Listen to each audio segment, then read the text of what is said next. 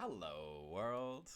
Um, so technically, this was the very first piece of content that I wanted to put on my YouTube channel, which also means it was the worst. it, yeah, it's got a lot of audio issues. I've had to cut a lot of it, insert a few videos explaining what's happening. But I still think the content is very useful. For me, I found it extremely fascinating. I very much love the world of astrology, and I learned a lot in this hour. And I know quite a bit, but I learned a lot more. And I hope that you guys can enjoy it too. In the video, you'll find my astrology, my friend's astrology, my partner's astrology, my partner's astrology the day that he died, and my astrology the day that I recorded this video. Um, Talking about transits, talking about charts, using astro.com. It's a bit of an introduction. I love astrology, so I'm happy to jump into this topic a lot more. But let me know in the comments what you like, what you didn't like, if what you want to see more from. Bear with me with the quality. I'm a new streamer and I'm figuring it all out. I did my best, and let me know what you think. Enjoy. Account. It's free on astro.com. Okay. I know what you're talking about. I think I don't. When you generate a chart that way and you can just see, but I mean, I can read a chart that's just the placements and the times too. And go up to the top, go to My Astro up in the top right corner. Create an And account. then if you click on Home, maybe My Astro, log in. If you go to log in, it's going to let you make an account, or just if you want to just create a horoscope immediately as a guest user, there's an option for that. And I'll call this community service today. So if you enjoy anything I say, I left all my website and socials and stuff, so anybody that's interested can holler for more. So, um, what do I click on to do? This is what you. Yeah. Go to extended chart select. There you are. Is that you? Yes. That look familiar? Yeah. You're a Leo? Leo Sun, Aquarius Moon, Leo Mercury, very good at Yeah. communication. Gemini, Mars Aries, Gemini. All right. So that's it. So you have you ever seen that picture of it before? I have, but it's just this. Like, I stopped looking at it because it was like overwhelming for me to look at. For me, this made more sense. Okay. Well, Matrix. here, I what I under. can do is very elementary for everybody because you're not alone. That, like, I mean, to me, that table is confounding Okay. because the round one is organic. This is the organic round wheel, and it's the best way to understand it. So, I'm going to give you my English teacher metaphor for everything, too. And if you Oh, want, the bigger you can blow that picture up, the better, but I can see everything I need. But if you notice, there's 12 slices of pizza in the sure. wheel. Absolutely. So if you go around, you see one, those 12 little divisions, those are called houses, and they act like the different departments of somebody's life. So the first one, you've got all my stuff, sorry, myself, my identity. Second, you get more into my stuff. Third, you get into more of my thoughts. Fourth, my home. Five, my creativity. They have a lot of significance, but they're in an order 1 through 12, and they correlate to the 12 signs. Sure. So like the sixth house mirrors the sixth sign, Virgo. And But so there's a correlation. But those 12 areas are called houses. And so we think of them like nouns. Those are the nouns and the departments of somebody's life. You with me so far? sure. So you with me with these 12 houses Sure. representing 12 nouns? They're the Sure. departments. Sure. All right, then everybody has all 12 signs active in their signature. And you can see that as you look around the wheel and you see the symbols for Aries, Taurus, Gemini, and they're spun in a certain area depending on the time someone was born. Sure. You can see somebody's core soul lessons without the time. So if you don't know your time, that's fine. You can still figure out what you're doing. But when you know your time, it dials in this final nuance, which has more to say about the mundane personality happenings, Sure. because the signs all dial into a particular house Mm-hmm. and they represent an adjective. They flavor that department of your life. It's going Mm-hmm. to have that archetype, those flavors in that area is Sure. one mashup. Cool. Then we've got the planets. Everybody has all the planets, the sun, the moon, the same way that everybody has a heart, a brain, a liver, a kidney.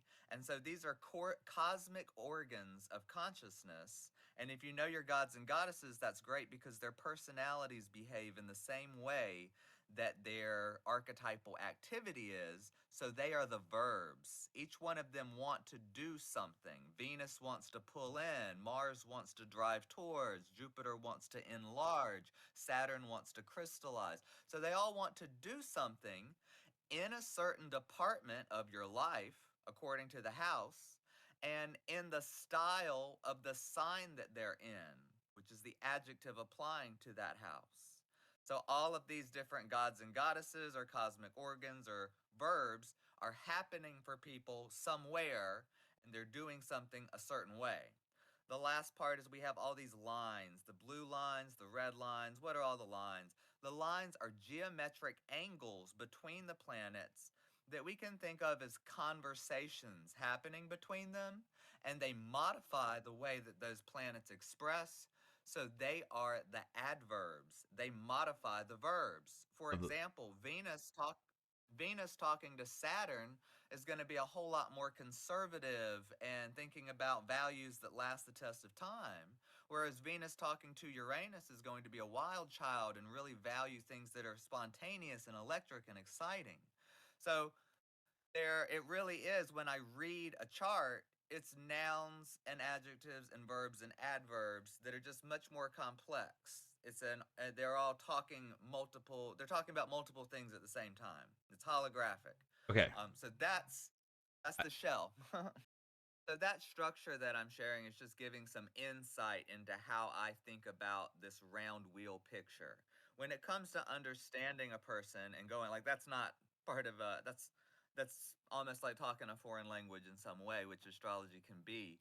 But when we start simple, the sun, the moon, and the ascending sign are the holy trinity of who a person is. yep. And so when you start simple, so the sun, when people learn astrology, they basically start with, hey, what's your sun sign? And that's supposed to be all about you. But if you've ever met someone that's a different, a Leo also, there's probably some differences. Maybe it will help if I roll through who the planets are as these organs, as I've said. So the sun is the biggest, brightest thing in the sky. It is the center of everything. Hmm. And so it's what we want to express. It's how we want to shine. It's how we want to be seen. Okay. So that's the sun. It has the most to say about your core central identity. The moon pairs with the sun quite well. And the moon, then, if the moon is what we want, sorry, if the sun What is we want. what we want to Yep. express, the moon is what we need to feel secure. It's Yep. on the inside and it's a sense of impulsivity and instinct for safety and our needs to feel emotionally secure.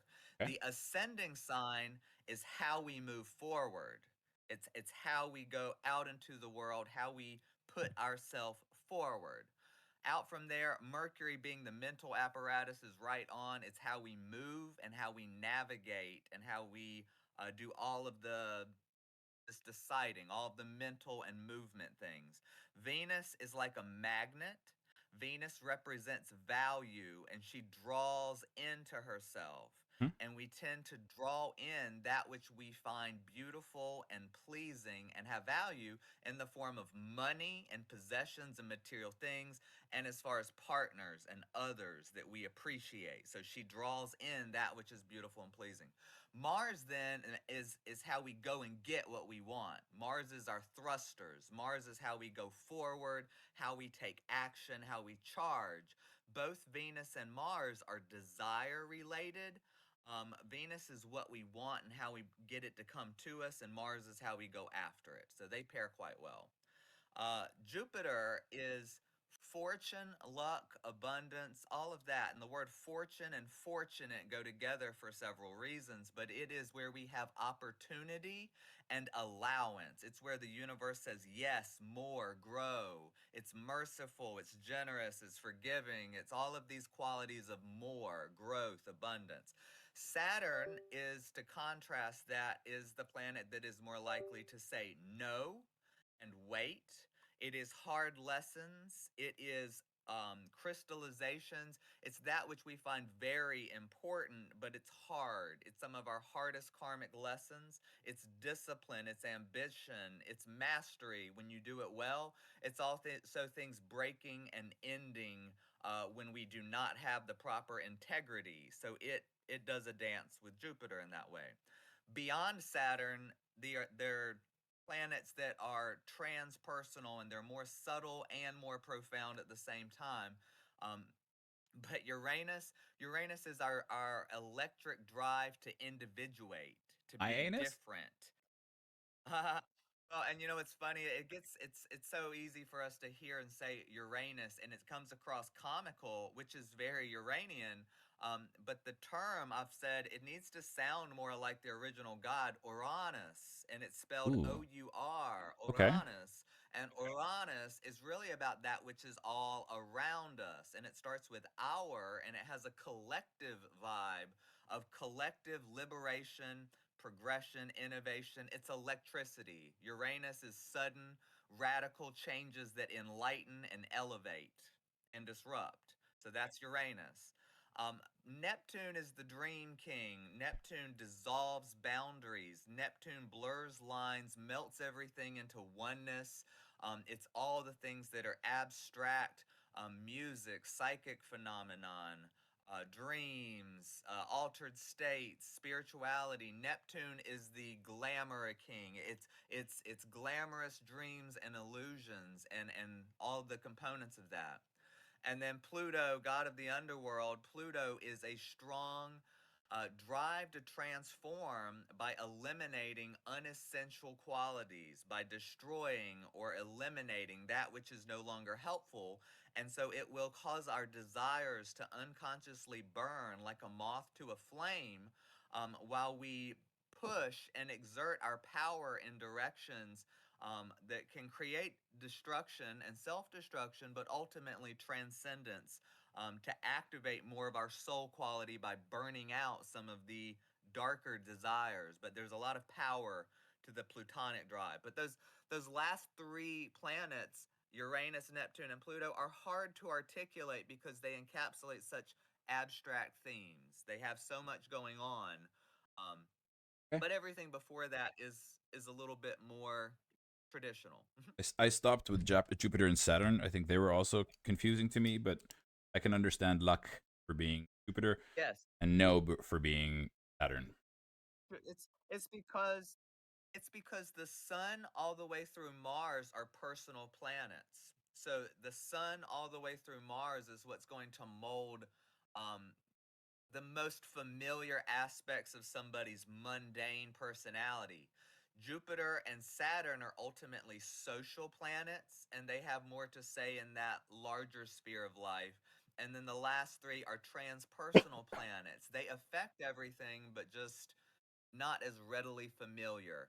We notice them the further out the planet is, the more we notice them when they're having a conversation or a line connecting to one of your personal planets. That's Okay. when you're likely to see them.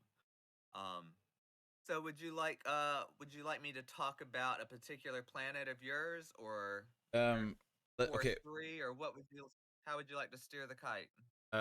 Yeah. Pick it off from where I know. Sun, Mercury, Venus, Mars, and Ascendant. I'm familiar with. So for you, you've got Jupiter in Gemini in the fifth house. It And so says you've first got, house. House. huh? How do you see fifth house? So I see Jupiter is the symbol that looks like the number four over, and it's in the houses are Here. numbered 1 through 12. Okay. 5. So it's in Jupiter is slice here, pie number five. and in Gemini. Okay. Jupiter is in Gemini in the fifth. Cool. All right. Yes. So Gemini, understanding, so Jupiter is going to enlarge things. It's going to give you good luck, fortune, abundance, all of these things Mm-hmm. related to Gemini. So Gemini is then about writing, Mm-hmm. language, communication, siblings, all of that handbag. If you don't have Things. siblings, of course, it doesn't apply to that. But it's going to say that you're probably somebody that is very, I mean, obviously, you're having a dialogue on this Twitch thing. You've got a lot of good luck and fortune through communication with lots of different people. You're really good at seeing both sides to everything. Gemini is the twins. Gemini is the poster child for polarity, for being by everything, this and that. You could argue from either side. You can see all these sides. So you have a huge sphere of people that you talk to. You're talking to all, just a wide variety. Jupiter through Sagittarius is also foreigner. So, hello, here you are interacting with lots of foreign people, lots of local people, just all the people. You're the marketplace of communication. It, I would be probably but Jupiter owns Sagittarius. It is the ambassador of Sagittarius. okay. So then by being Jupiter refers me to mentally think about Sagittarius. Okay. They share things. Okay. But you also have, by the way, you have Venus in Gemini too. So the fact that you have both of the good planets in Gemini amplifies everything I'm saying. I'm sure you know more than one language. You probably know more than two languages. You've got an ability with language. Tell my The mother fifth that. house, My mom was the like, I'm fifth not good with house. languages. Sorry. Yeah. I can't. she, Mama might be a little bit more perfectionistic. Yep. um, but and it's just it's a good energy for just conversation and getting along with everybody with conversation. The fifth house. So when we think about that fifth little slice of pie, number 5 goes to the fifth sign, which is Leo. And hello, you are a Leo, and you've got Mercury, which is the planet of Gemini, right next to your Leo sun, amplifying your ability to talk in partnership. I have stumbled into this morning spontaneously, which is very Uranian and Aquarian. But you probably interview and have one-on-ones with people all the time. It also means partnership is extremely important in your life. Um, this idea, I don't this doesn't strike me as correct at first, but the implication with Jupiter in that fifth house could also be having a lot of kids. I don't feel like you have kids. Do you have kids? Not yet, but maybe. And I've had a lot Okay. of relationships that are kind of like how I'm So very. you're going to, no matter, I mean, we all get free will. So if you don't have lots of children, you could be in some way a teacher for children, or you could be a really fun time when you get around the children. You have good luck and fortune and growth and abundance through children and those that are younger than you. So children bless you with Jupiter in the fifth house, because the fifth house, which is Leo rules children. Okay, play and fun. Um, Play and fun, whatever your creativity is. I mean, you're doing games. Hello, Leo rules games, video games.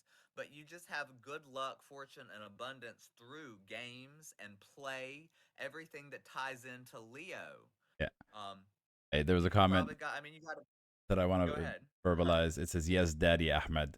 First of all, spell my name right, Susan. You're my friend. You should know Ahmad. But yeah, I am Daddy Ahmed. Carry on. um, so and it's also going to give you good luck when it comes to travel type stuff for fun. I mean, just like foreign travel abroad. You might also even have a knack for, or at least a love of, gambling in some way. Speculation and gambling, making bets, all that kind of stuff, which you probably do pretty well with sometimes, possibly. I should do better in gambling. I'm a poker player. I've played poker quite a lot. I play poker every week, or not every week. I play poker with a gay group in Amsterdam, which is a lot of fucking fun. But I've also played like poker online. I like to think that I'm pretty good at it, but I did also suffer some pain. So just thinking for Jupiter, for you to understand what Jupiter is just that force that wants to give you lots of opportunity. Yes, It's good luck. You'd also probably have good luck with things like cars. You might be a car guy or just transportation type of things, getting around. Um, do you And have siblings? This would imply that you might have siblings, and if I was to guess, I'd say male siblings, but I don't. I mean, it can go either way. female sibling, 2 years older than me. He's been Okay. great and helped me a lot in my life. Cancer sun with a Leo moon. So difficult. But I'd wager y'all might be quite active together. uh, yes, we've gotten a lot better. We have collaborated on projects before. I think we will collaborate more. I'm sure. Um, That but activeness is also like can also be feisty. I mean, y'all butting heads is implied because when I talk, it's like there's somewhere in the chart that talks about everything, and so siblings is Gemini, the third house, and in the third house you have Mars and Aries, which is just that y'all can both be very bullheaded about what you want to do and doing it your own way. ooh, But you also have a very good knack for agreeability, and you're circling that area with Venus and the Chiron oh, near there. So healing some wounds, and what is Venus is the Chiron? Is not softer capacity. Chiron is not the Lilith, right? No, Chiron is the wound. It represents an area that we, in some way, feel wounded about in this life. Mm. But ironically, we're really good at helping other people with this. Although sometimes we might inadvertently wound people ourselves in that way. It's all three because we're always playing the hero, the villain, and the victim. And that wound is really tied up in all three of those themes, which for you is going to be family related. It can have some health implications. Um, Mother, women, home, family. So, like, you might feel like, in some ways you didn't get the emotional nurturance and family vibes that you wanted, but you're very good at being sensitive and emotionally nurturing for others. Um, Although sometimes you can have that crabby prickliness and kind of wound someone the way you've been wounded in that regard. I think I used to. I like to think that I used to do it more when I was younger, and I don't do it as much now. But I imagine I must wound some because, of course, we Well, always have things if to we're work on. consciously growing, we should aspire to, transform. It's going to be a lifelong chart, but there's ways in which it matures when we consciously mature. Thinking about your career, so you wanted to hear about Saturn a little bit. I'll talk a little bit about Saturn. Saturn is In Sagittarius, here. and it is conjunct Uranus. You go when you. And How does it? Where is I Uranus, and how know do I say conjunct? Where? Oh, conjunct is right next to each other. Uranus is, yep, 0 degrees apart. And they are opposite your Venus. Zero Okay. degrees apart. How did you get that? Well, I mean, it looks like from what I see, Saturn is about 26 degrees Sag, and Uranus is about 27 degrees Sag. Okay, cool, cool.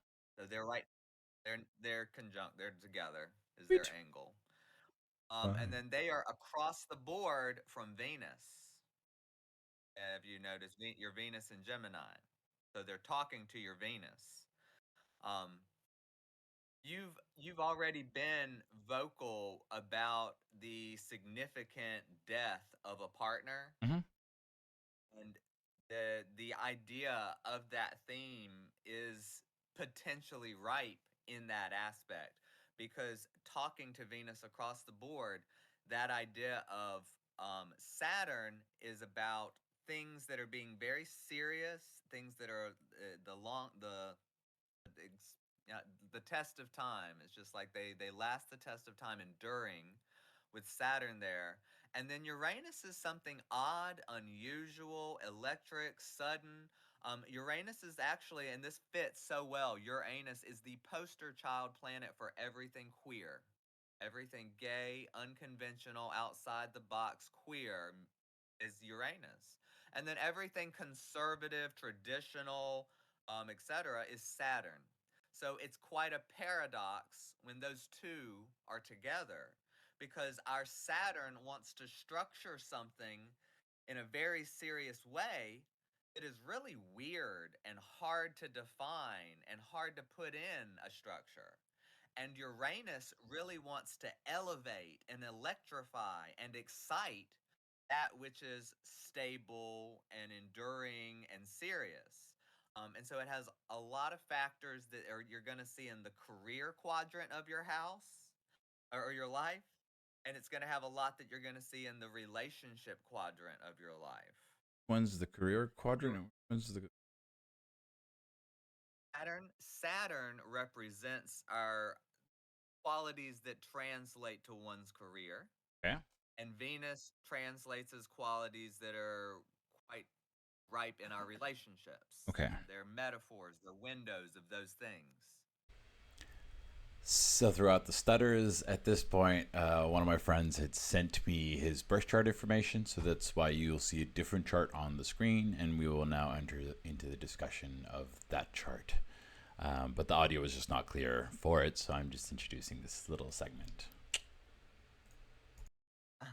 When somebody's on the cusp like that, I tell people it's like being a little bit pregnant. You either are or you aren't. And so in this case, he's a Libra, but being on that cusp is going to introduce a lot of the Scorpio themes.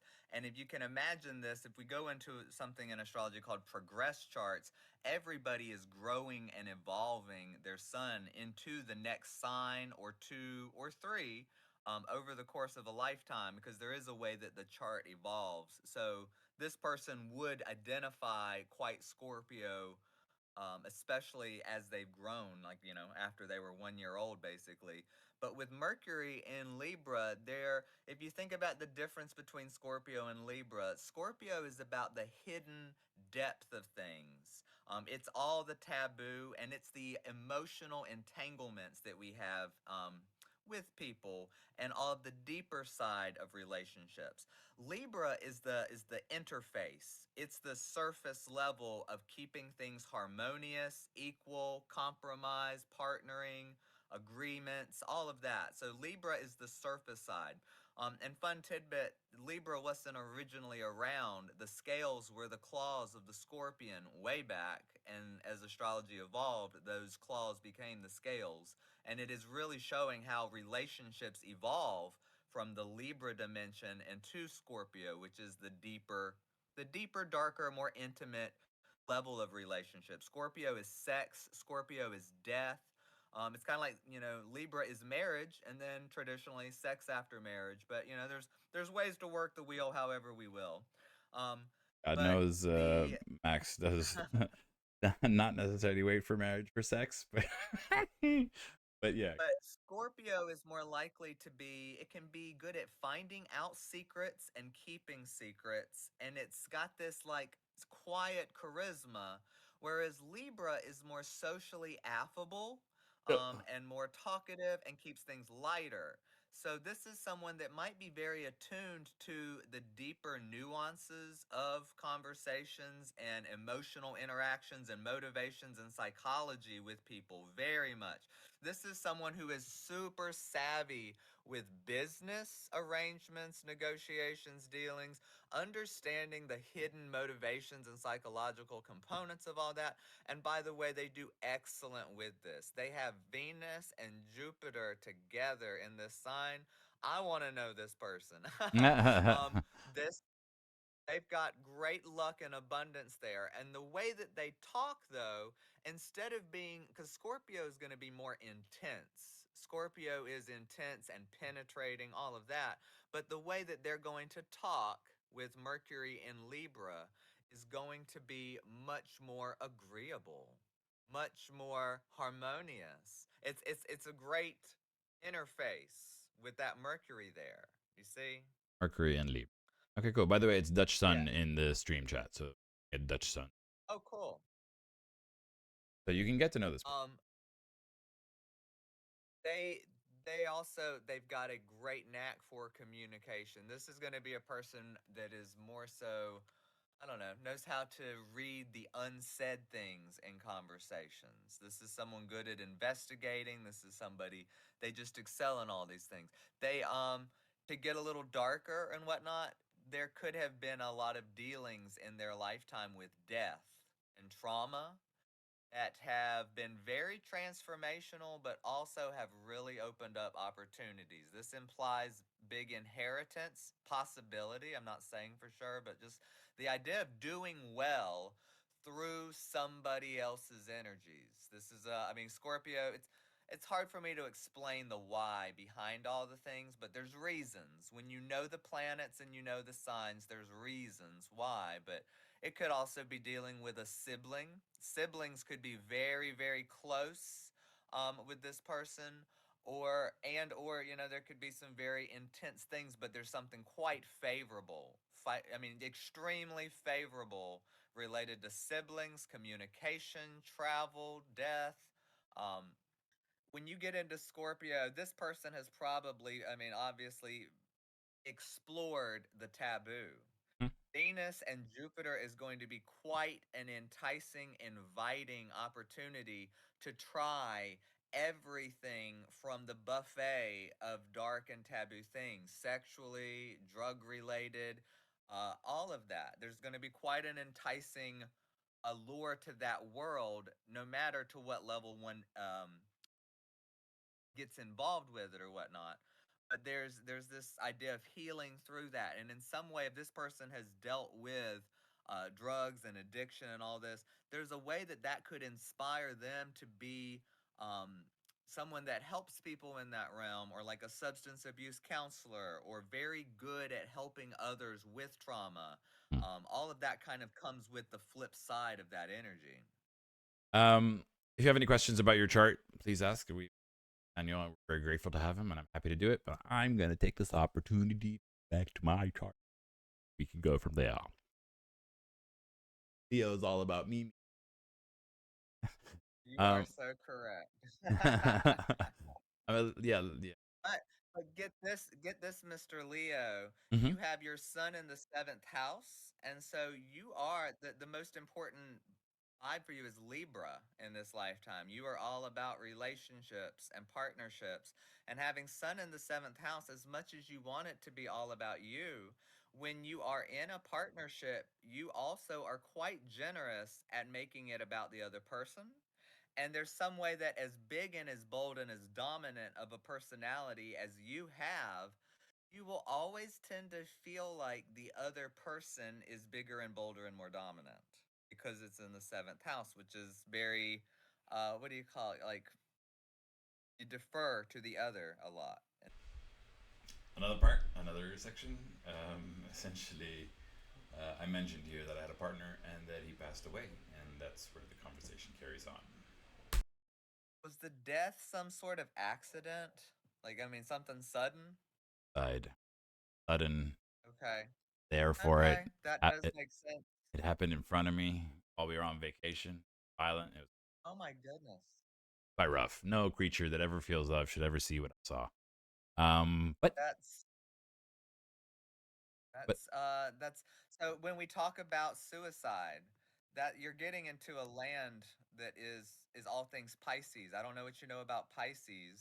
a little bit. That's my true note. Apparently, my mom's a Pisces. Yeah. Pisces. They're group. The fish. They like the group. They, everybody to get along. Be a little bit manipulative to do so. Um, that, They're more deceptive. Well, I mean, it's not them either. It's just the energy. So Pisces is the dreamer, and so it can see the castles in the sky and the vision and all of that. But then it can also deal with the sorrow of how things are never quite like the oasis mirage. So there's a sorrow and a beauty that goes with Pisces. It's great, and it deals with hospitals, prisons, mental institutions. Um, it also monasteries, places where we get secluded in order to go within. It's our private, personal connection with God. It is also things like alcohol and drug addictions. It's more self-deceptive. Scorpio energy is the one that is more manipulative, or like deceiving, in or like conniving. The potential is more of scorpionic. Um, Pisces will lie to itself. Pisces is self self-defeating, self-deceptive in Okay. some regard. But suicide also files under Pisces, where we find um, the mental problems, emotional problems, all of those types of things. But it's also psychic phenomenon, and it's sacrifice, and it's um, all of these really altruistic qualities too. So I mean, every sign has its best and brightest potential as well as its like most destructive and lowest potential. Um, it's the 12th sign, and so that matches with the 12th house. And if you look at your 12th house, you have a hard time there with Saturn. And so you have Saturn, Uranus, and Neptune.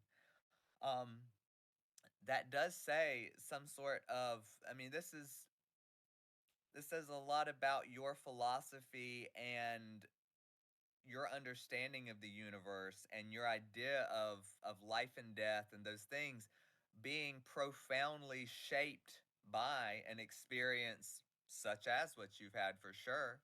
Um, there could be, I don't know what your work, we didn't get into that with Saturn, but your work has elements of marketing, um, teaching. It could all, you've got this potential of helping other people, being very self-sacrificial when it comes to those that are less fortunate, Hey, when it is it's the idea of you, I mean, I feel like this is somehow part of your work now. I don't know what your career journey has been, but I could imagine you being a little unsure or unstable about it earlier in life more so, but really having a knack for things that are technological, for one, but also marketing and all of your gift for communication. Like this seems, I mean, you seem like a radio show host type of energy. Um, Oh yeah, and so you'll see just in some general stuff. I don't even have to tell you where in the chart, but when I look at your chart, you've got great gifts for communication. Obviously, we've gone in that. If you have coworkers, it's going to be a mixed bag of like really enjoying your coworkers and having some wounding experiences or people that feel like they're getting their toes just stepped on in some cases. You have excellent ability for you're good at all things technology, really. You just got to have, you have a really good gift for that. And your home, something about your home being kind of like your castle that is also in some way, I mean, it obviously is a techno palace of some sort, but very set with your own stuff. Good fortune with that home vibe, quite so. With having your moon in Aquarius, the idea of jumping around a lot or having sudden changes in home is implied. yeah. um, while there, there's also with it being in Taurus, some of the paradoxes, some stuff is really set. It's like you know your taste, you know what you like, and you're really good at kind of keeping that. Um, but then you're also quite Two, open-minded about home. yeah. Two is Taurus. You're running two is Taurus, Okay. and the fact that four is Cancer. Four is Cancer, and four has Taurus, and two is Taurus, and it has your moon, which rules Cancer. They're talking back and forth. Your moon, Taurus, and Aquarius energies. The fourth house, everything about the fourth house is the fourth sign, Cancer, Okay. So and that fourth Taurus is house has Taurus. Yeah, that you see, you can see from this why it is there's more to see and read at this level than just that little tabulation of what's sure. in what.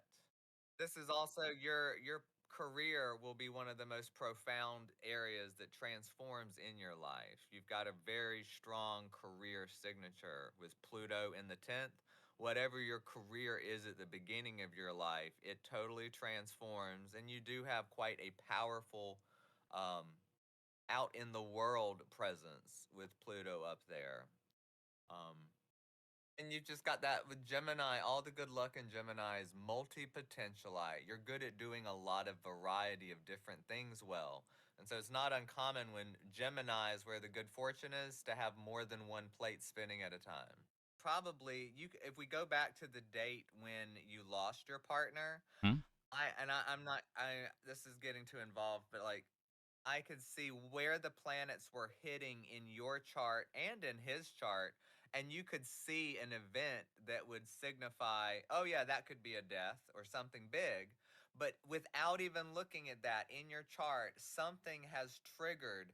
your Venus opposite Saturn and Uranus, and you've had quite like, I mean, you don't know the language of it, but that whole experience of a suicide and a sudden miraculous serendipity of things clicking together is a perfect blend of those archetypes of having electric, sudden, weird Uranian things and Neptune, mysterious, spiritual, etc. things, and Saturn, hard, heavy endings, serious things, all triggering your senses of value and partnership and all of that with the Venus. So, I mean, all of that happening.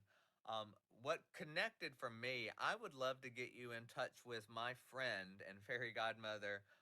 She's someone I know named Stephanie, and Mm-hmm. she is a psychic, a medium, all that stuff, and she had the loss of one of her sons through a suicide not long ago, maybe a year to two. Um, Very. but and she also channels. I don't know if you're into. I imagine you might be open to the idea of ETs and UFOs, and that could get into its own discussion sometime. Sure. But she does a lot of channeling work too.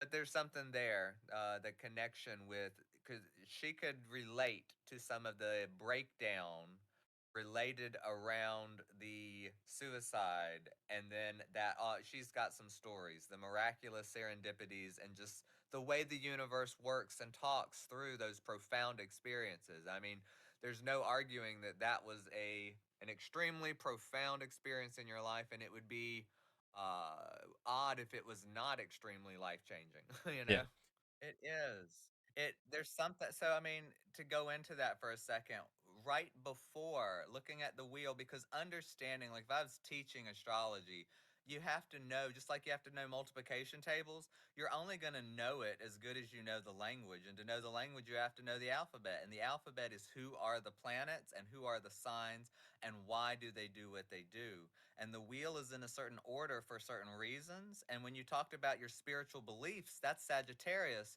Well, what comes before Sagittarius? Scorpio.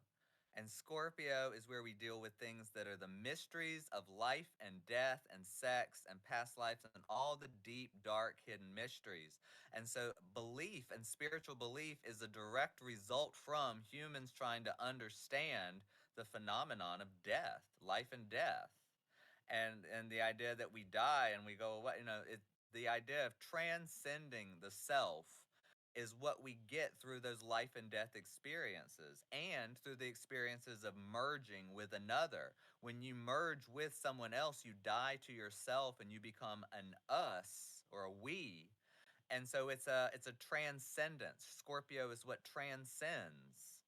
And all of those experiences of both sex and death are what catalyze consciousness to explore further out and to question. To question is to quest. And so then we go on the Sagittarian quest for knowledge and higher understanding and religious and find your guru and all that jazz. So Okay. Before we jump back to the moon, which was where we diverged from in the first place, I do have a question. I'd once showed my chart on an astrology group, and someone said you have a lot of hidden enemies. Is that something that you can Hey, see? so I can translate that for you. Okay. Anytime an astrologer tells you this is going to happen, or this is bad, or this is good, or whatever, leave, because we all have free will and it's not locked in. When they said you have a lot of hidden enemies, they basically said you have some shit in your 12th house. Okay. And so the 12th house, which is associated with Pisces, can deal with hidden enemies in the sense of the subconscious, unconscious influences of the masses that sometimes sabotage us to the extent we sabotage ourselves. And so, to the extent that you deceive yourself about what's real, you delude yourself and you sabotage yourself, other people, unbeknownst to you, will do likewise. They will do the same thing and they will sabotage you from behind the scenes and such. When Came you from are behind. altruistic, That it was when a you are, Warcraft reference. when you're, it was what? A Warcraft reference. They came from behind. It was a line Oh, in I don't know Warcraft that one. Warcraft 3. It was a random line. Sorry. Gamer reference. Video game Twitch. plug. Yay. Sorry. Carry on. You're good. But it's just that idea that there could be. there can be unseen forces in the universe, things that you don't know or understand that could hold you back. Sometimes it could be a boss or somebody that's ahead of you, or it could be some structure or some unforeseen thing that seems to hold you back, which could be secret enemies or self sabotage. But the thing to understand about it is anything that holds you back or anybody that is blocking a line or something for you is just not for you. And then you find the truer way through. So it's not like a good or a bad thing, but I can Ah, see why they said that, and it's just shit in the 12th house, but it doesn't have to act that way for you. I'm mention. happy to talk about anything and everything with this. The only thing I was going to say with the moon is it's an emotional planet, Hmm. okay? And it's about our safety. Moon in Aquarius, Aquarius is one of the most intellectual signs there is. It's the most detached. It's the water bearer, but it's not a water sign, it's an air sign. So people that have moon in Aquarius can sometimes seem to be emotionally cold or distant and detached, but it gives them a really good objective way of looking at emotional situations. You're able to look at emotional things like from up above. You can more easily gain an objective perspective on a subjective situation from that. And it allows you to really be a gift in a group situation or anything that requires a group harmony where everybody's agreeable to look at the factors from the most objective all around perspective. And Moon is actually in its hierarchical rulership in Aquarius, meaning that the way that you feed community is quite a boon. There's a way that you will emotionally care for the good of the group, the good of the collective, the good of the community, even if and when it may not be personally beneficial to yourself or of any personal fun or flavor. You understand and you need to secure the good of the group, the good of the community, and that's what drives you to have one of your core intimate personal features to your personality surrounded in that Aquarian nature of the group, objectivity, and also being unusual, thinking of things outside the box, innovative. You're not afraid of the weird, the wacky, the queer, the all of that. Um, you need Geek to start flavor. looking in. Are you into ET and UFO stuff at all? Um, Not really. I don't like anything I can't validate or I can't. Well, you should get into it soon. They're gonna start showing up in a couple years more and more, I think.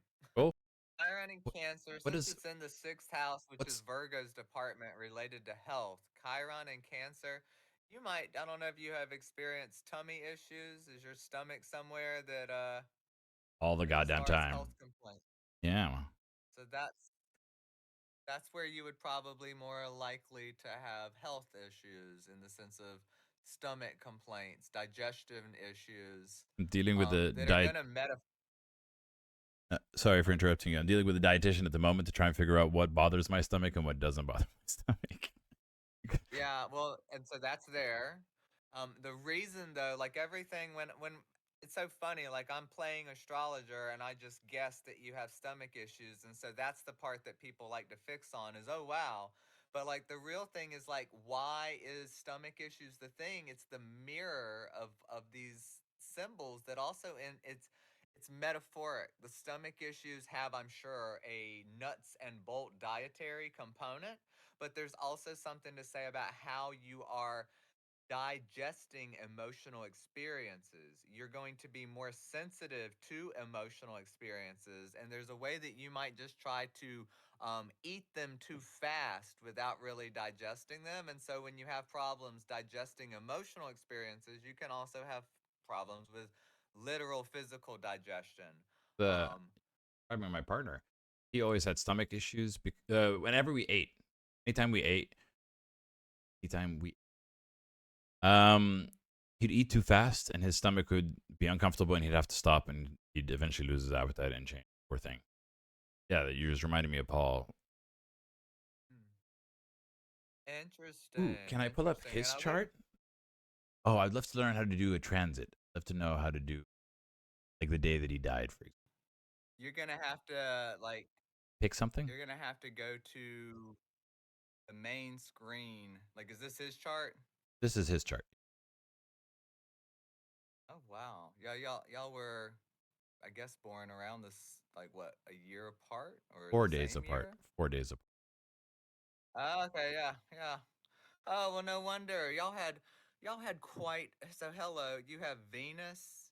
Yep. Did y'all both had? Okay. Both So Venus and Gemini. you had Venus in Gemini, and so how about this? You're not twins, but you were in a relationship with a twin of sorts because y'all were on this around the same time. Twin Your flame, I charts guess. are very close to being identical. Um, and that's funny. He also has the Chiron in Cancer for the stomach issues. Yeah. A True difference Note in between Pisces. you would have been the bolder communicator, because you have the Mercury in Yo. Leo. He would have been maybe the more sensitive, emotional communicator with Mercury in Cancer. Um, your moons are favorable, Sagittarius and Aquarius. So you both liked freedom and adventure and things outside the box. He had some emotional heaviness and instability, and maybe something with his family and upbringing that was really hard and Grandfather. unstable because his moon is right there at the same. You both have Saturn and Uranus together, but since his moon is hanging out there with it, he was more personally, emotionally affected by those energies. Yeah. Um, It was. I don't know his exact and childhood trauma. We didn't. oh, to do transits, you're gonna have to find a way. So you're in a full chart mode or whatever. Can you exit that? Is it? So I can see like the website. Go to that tab. Yeah, there. Go to, is that him? That's him. So say with transits. Go up. You see that little thing that says Uh, with transits, over to the right, next to bat. I clicked on it, I think. There you go. All right, now you can blow it back up. Oh, but that's let's see. Hold up. You got to go to, that's the transits for right now today. You need to go to, scroll all the way up, and then the top left, the three lines, top left three lines next to horoscopes, and then extended chart selection. You need more choices though. Extended chart selection, Okay. and then right there, chart type. You want to change to natal chart with transits, and then we got to change the date. That start date needs to be whatever day was significant. Charts and transits. Yeah, scroll down, But, and right there at the top. Yep. And yep. and then And then change the date in that box to the date. The day that he died. The date that you want to look at.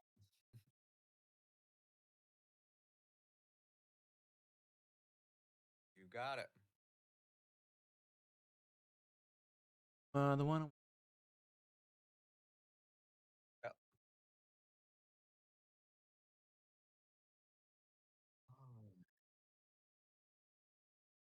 Oh. Wow.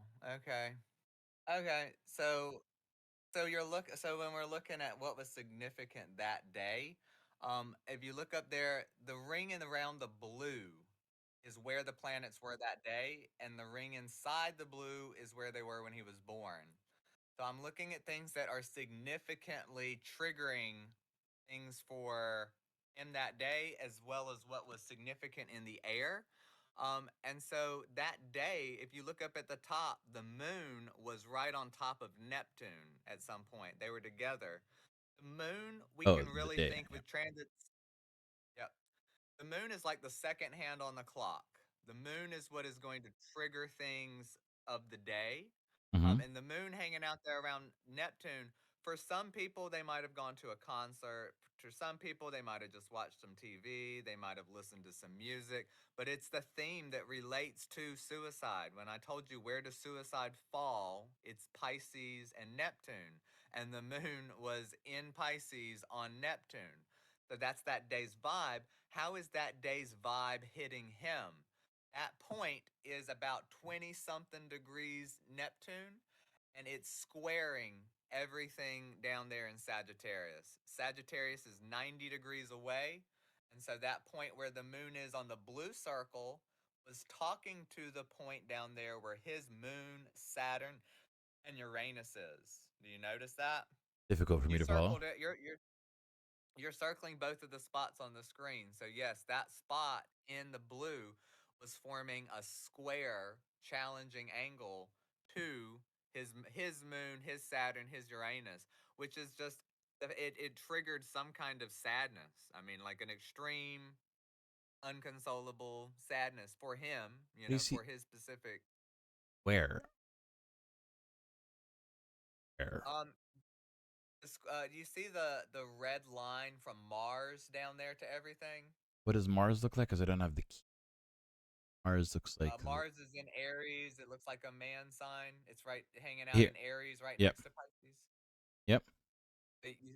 You see that line from Mars that's red down to Mm-hmm. his moon? Uh-huh. That's a square. It's approximately 90 degrees is what it's marking.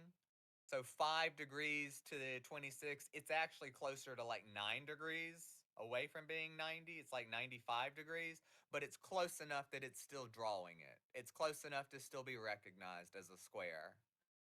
The fact that the moon and Neptune up there in Pisces, they were at a tighter square that day. It's all about how far away one planet is for another, and a square is 90 degrees. They're about 90 degrees apart. There's four, like basically four signs that are of the same, like Pisces, Sagittarius, Virgo, and Gemini are the four signs that would make a square. And when you have any of those two talking to each other 90 degrees apart, it's considered a square.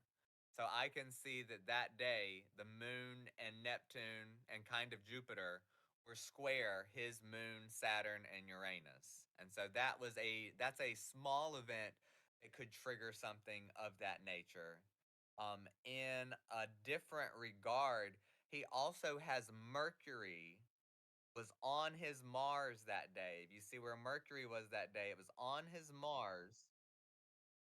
It's up there in the it's in the This one. Yeah. blue. Yeah. Yep, it's right up. I'm pointing on my screen. You can't see Okay. it, but it's in Mercury's on Mars. Aries. Okay. Mercury's Yep, on right his there. Mars. Yes. So you see where that blue Mercury is? It's right where his Mars was when he was born. Okay. That indicates that that day Mercury things, him talking, him thinking, so his mind that day was feeling very quick, agitated, impulsive, frustrated. And on Mars, I think it just kind of instinctually, like I think he did something rash and fast without acting that day on an emotionally charged whim. That Mercury was squaring. It was activating his Mars, so it was square his Neptune, his Uranus, his Saturn, his moon. So it was kind of like something that he thought or something that was communicated at some point that like he just took a rash action regarding is what that could indicate. Okay. But that's how you can look at a specific time and see signatures that match with stuff. About You me. want to go back to your chart and you want to throw the transits on your chart for today and see what's going on in your world most recently?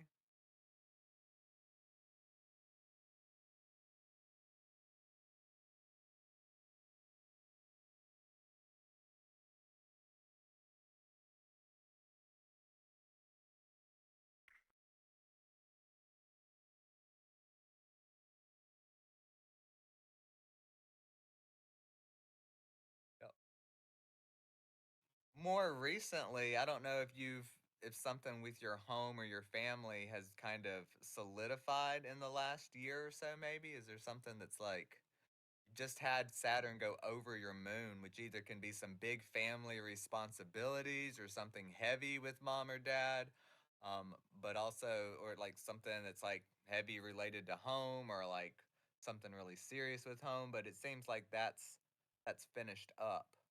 Well, But yeah, home and family both improved dramatically. You just had something really serious and heavy with all that with Saturn pass on to it, but it also has the effect of solidifying and crystallizing your own sense of emotional self-sustainability, your ability to just feel really secure with yourself. Hmm. And another thing, Jupiter and Uranus are going through your fourth house, which is like a lot of freedom with and from family in some ways, and it's really one of your best family and home years. So it's like whatever this has just been a heavy thing with home, you've got the rest of this year to look forward to, like a lot of, yeah, right there, a lot of blessing and freedom, expansion, growth, and ease when it comes to family, and your home and well-being. So it's like by coming out in that sense and popping that zit, so to speak, the family that does love and appreciate you, you're going to have more and growth with them, Hmm. and just kind of feel more emotionally freed from your kind of foundation. It's a really good foundational time with Yep. all of that. And it has been since maybe 2008. Like the big Pluto theme has been self transformation. If you go back to around 2008 or 12, around then, um, really starting this kind of like transformation of who you are, like a death and rebirth of your identity, that's still kind of going along. I mean, you just have a really powerful sense of your identity picking up steam with Pluto moving through that first. Um, I really think you're going to be doing some more something around loss or helping people to find find spiritual peace or some sort through those loss or dealing with that. You've got a knack for how to think about it, how to navigate it, and you're good at articulating it. I feel like that will be a blend. You have a very fiery conversational style anyway, with Mars in Aries in the third house. When Neptune goes into Aries around 2025, there'll be something that makes you softer. It could bring in the more video component, I guess, but um, makes you a little bit more compassionate or more like volunteer natured, helping those less fortunate, helping those and speaking in a way that's healing, speaking in a way that like brings spiritual fire to somebody's fire. That's coming up. And then here in the next less than a month, when the sun moves into your 12th house, it's going to get on your Saturn and Uranus. You're going to have some kind of um, both a retreat to kind of go within yourself in a sense, but that's also related to your profession and your goals. So, like, you're coming up on this kind of time where, like, you're still doing all of your outgoing stuff, but there's more about you going within meditatively to kind of get clear about what your goals are. And it has the effect of crystallizing something more related to your career direction and what you want to accomplish. And up there right now with Venus in your 10th house, Venus getting closer to your Pluto, the idea of drawing in. So that theme, that's part of your life work with Saturn in that 12th house. And Saturn touching Uranus wants to bring that person, like your ambition for yourself. You want to apply to the collective, and you want to do it in a philanthropic, volunteer, artistic, way. I mean, it's that counseling, all of that. So I mean, I see you having like, I mean, it's funny you call yourself preacher. It's got a preacher vibe, but it's preaching like an inspirational, soothing message of some sorts. I mean, and I think I'm probably reading for you in some way because I can mirror some of that aspiration, but that's one twist that I see in that. And very ironic and expected that the death of your partner is such a big catalyst in that ambition. Yeah. Um, I know we're like a minute over time, but you were saying something about Venus and older people. Venus, so it's in your 10th house, which is your bosses, it's your career. It's a time that you might start partnering with somebody related to something business related, related to things that are your ambition.